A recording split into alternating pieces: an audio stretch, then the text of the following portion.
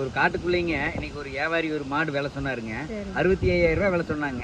இவங்க வந்து ஒரு 55 ரூபாய்க்கு வாங்கலான்னாங்க. ஆனா நான் அந்த வியாபாரிகிட்ட கேட்ட விலை பார்த்தீங்கன்னா 45க்கு தான் கேட்டேனுங்க. 45 கேட்டு 47 கேட்டு 50 ரூபாய்க்கு முடிச்சு கொடுத்தனுங்க. ஆனா இவங்க 55க்கே வாங்கலாங்கிறாங்க. ஆனா இருந்தாலும் நம்ம அதுல இருந்து கேட்டதுலேருந்து 5,000 ரூபாய் கம்மி பண்ணி தான் நம்ம மாடு வாங்கி கொடுத்துருக்குறேங்க. எதுக்காகன்னா நம்மளை நம்பி வர்றவங்கள முடிஞ்ச வரைக்கும் கம்மி பண்ணி வாங்கி கொடுத்தா நாளை பின்ன தேடி வருவாங்க. எங்க போய் மாடு வாங்கினீங்கன்னு கேட்டு 4 பேர் நம்ம கிட்ட தேடி வருவானுங்க. அம்மா வணக்கங்க. வணக்கம் தம்பி. அண்ணா வணக்கம். நம்ம பேருங்க லோகநாதன். உங்க பேருங்க? ரகுபதிங்க. எப்படி நம்மளை பார்த்து வந்தீங்க? நாங்க யூடியூப் சேனல்ல பார்த்து சரிங்க 6 மாசமா பார்த்துட்டு இருக்கிறோங்க. நிறைய மாடு வேணும்னு சொல்லிட்டு எல்லாம் தேடினோம். சரிங்க சரி யூடியூப்ல இவர் போய் பார்த்தா நல்ல மாடு வாங்கி கொடுப்பாருன்னு ஒரு நம்பிக்கையில வந்தோம். சரிங்க எல்லா ஏரியாவும் சுத்தி காட்டி நல்ல பொருளா வாங்கி கொடுத்தாருங்க.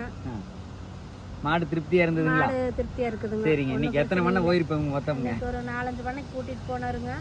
நாங்க கேட்ட விலையை விட கம்மி விலைக்கு நல்ல பொருளா வாங்கி கொடுத்தாரு. மாடு வேணுனாலும் வரலாம் இல்லைங்க? கண்டிப்பா வரணுங்க. சரி உங்களை நம்பித்தான் வந்து வாங்குவோம். நல்ல பொருளா வாங்கி கொடுங்க. அதான் ரொம்ப நன்றிங்க. நீங்க நம்ம கிட்ட மாடு வாங்க வந்ததுங்க. கண்டிப்பா. நீ யாராவது மாடு வேணும்னு கேட்டாலும் வாங்க. ஏனுங்க மாடு கண்ணு போட்டோன்னு கூப்பிடுங்க.